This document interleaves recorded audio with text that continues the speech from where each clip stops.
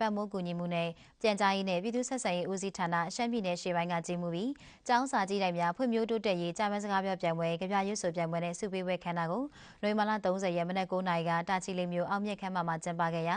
ခရိုင်အုပ်ချုပ်ရေးမှူးဦးတောင်းတင်ထွေးနဲ့ရှမ်းပြည်နယ်ပြန်ကြားရေးနဲ့ပြည်သူ့ဆက်ဆံရေးဦးစီးဌာနဒုတိယညွှန်ကြားရေးမှူးဦးဆိုင်စံတူတူကအမှားစကားပြောကြားကြပါတယ်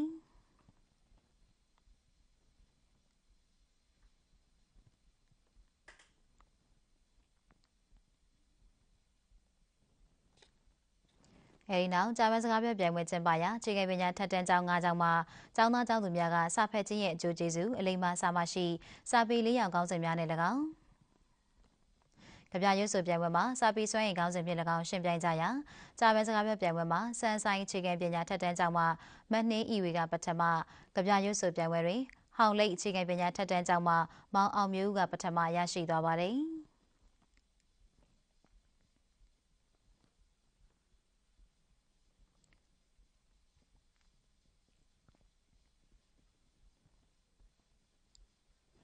ပြိုင်ပွဲပြီးတွင်ကြိုတင်ကျင်းပခဲ့သောစာပေလေးလာဖတ်ရှုမှုပြိုင်ပွဲစာစီစာကုန်းပြိုင်ပွဲဆုရသူများဂျာမန်စကားပြောနှင့်ကြပြရွတ်ဆိုပြိုင်ပွဲတို့မှာဆုရရှိသူများအားခရိုင်အုပ်ချုပ်ရေးမှူးနှင့်တာဝန်ရှိသူများကဆုများချီးမြှင့်ခဲ့ကြပါသည်အဲဒီနောက်ဒုတိယညွှန်ကြားရေးမှူးကအလှူရှင်များအားဂုဏ်ပြုမှတ်တမ်းလွှာများပေးအပ်ခဲ့ကြောင်းသိရှိရပါတယ်ရှင်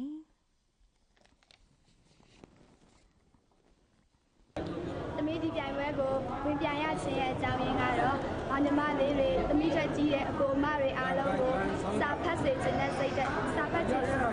ခြင်းနဲ့အတွက်ကြောင့်ဖြစ်ပါတယ်ရှင်။သမီးဆုရရှိအတွက်လည်းပြောပါတယ်။နိုင်ငံတော်ရဲ့ကျွန်တော်တို့အဓိကအရင်းမြစ်တွေကလူစွမ်းအရင်းမြစ်တွေပါ။လူစွမ်းအရင်းမြစ်တွေကအခုလိုစာပေတွေကိုလည်းပြဆက်စုလေ့လာနေမှသာကျွန်တော်တို့အကနိုင်ငံတော်အတွက်အားကိုးအားထားပြုရတယ်။တာကောင်းရန်တာတွေဒီကောင်းရန်တာတွေပေါ်ထွက်လာမှာဖြစ်တယ်။ဒီလိုပေါ်ထွက်လာအောင်ကျွန်တော်တို့ပညာရေးနဲ့ဒီမှုစစိုင်းဖွဲ့တွေကနေပြီးတော့မှကျွန်တော်တို့ပညာရေးနဲ့ပူးပေါင်းပြီးတော့ဆောင်ရွက်ပေးတဲ့အတွက်ကြောင့်ကျွန်တော်တို့ပညာရေးမိသားစုများအားလုံးကနေပြီးတော့ပဲဒီပဲကျေးဇူးတင်အောင်လို့ဖြစ်စဉ်တိုင်းလည်းပဲအခုလိုပြန်ပွဲတွေကိုကျင်းပပေးမယ်ဆိုရင်တော့ကျွန်တော်တို့အတိုင်းတဲ့အလောက်မြောက်သွားတယ်ဖြစ်နေမှာဖြစ်ပါတယ်